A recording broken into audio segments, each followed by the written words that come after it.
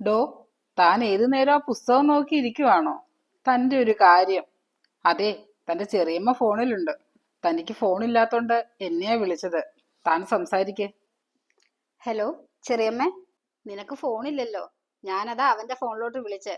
നീ അവിടെ എന്ത് ചെയ്യുമായിരുന്നു? ഞാനിവിടെ ചുമ്മാ ഇരിക്കുവായിരുന്നു ചെറിയമ്മേ. ആ, അത് കൊള്ളാം. നീ അവിടെ ഇങ്ങനെ ചുമ്മാ ഇരുന്നോ കേട്ടോ. അവിടെ അടുക്കളയിൽ ഒരു പണിയില്ലേ നിനക്ക്, മറ്റുള്ളവരെ കൊണ്ട് ഓരോന്ന് പറയിപ്പിക്കാനായിട്ട്?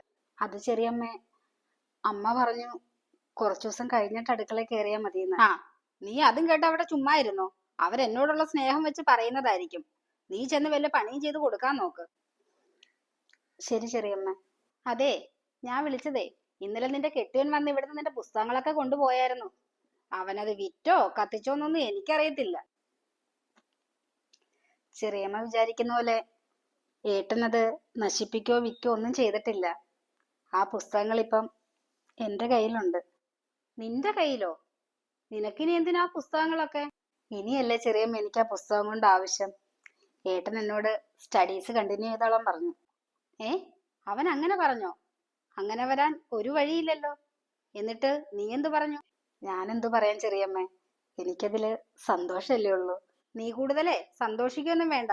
നിനക്കതിന് താല്പര്യമില്ലെന്ന് പറയാൻ മേലായിരുന്നോ? ഞാനെന്തിനാ ചെറിയമ്മ അങ്ങനെ പറയുന്നേ? എനിക്ക് ശരിക്കും സന്തോഷമുള്ള കാര്യമല്ലേ അത്.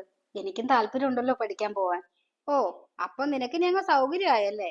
അവനങ്ങനെ പറഞ്ഞെന്ന് കരുതി നീ വേണ്ടേ കുറച്ച് വേഗത്തോടെയൊക്കെ നിൽക്കാൻ? നീ പഠിച്ച് ജോലി വാങ്ങിയിട്ട് വേണ്ടല്ലോ അവിടെ കഴിയാൻ. നീ പഠിക്കാനൊന്നും പോണ്ട. ചെറിയമ്മേ, പറയുന്നോണ്ടൊന്നും തോന്നരുത്. ഞാൻ ചെറിയമ്മയുടെ വാക്ക് ധിക്കരിക്കുവാന്നും കരുതരുത്. എനിക്ക് അത്രത്തോളം ആഗ്രഹമുണ്ട് പഠിക്കാൻ പോവാൻ. ഞാൻ എന്തായാലും പഠിക്കാൻ പോകാൻ തീരുമാനിച്ചു ചെറിയമ്മ. ഓഹോ, നീ അത്രയ്ക്കായോ? നിന്നെ ഞാൻ കാണിച്ചു തരാം. നീ അവിടെ അങ്ങനെ സുഖിച്ചു കഴിയാന്ന് നീ കരുതണ്ട. നോക്കിക്കോ നീ. ചെറിയമ്മ എന്താ ഫോൺ കട്ട് ചെയ്തിട്ട് പോയോ? എന്റെ ദൈവമേ, ഈ ചെറിയമ്മ ഇനി എന്തിനുള്ള പുറപ്പാടാണോ എന്തോ.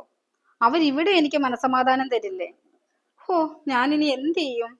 ഇനി എന്തെങ്കിലും പ്രശ്നം ഉണ്ടാക്കുമോ എന്തോ. ദൈവമേ, നീ തന്നെ കാത്തോണേ.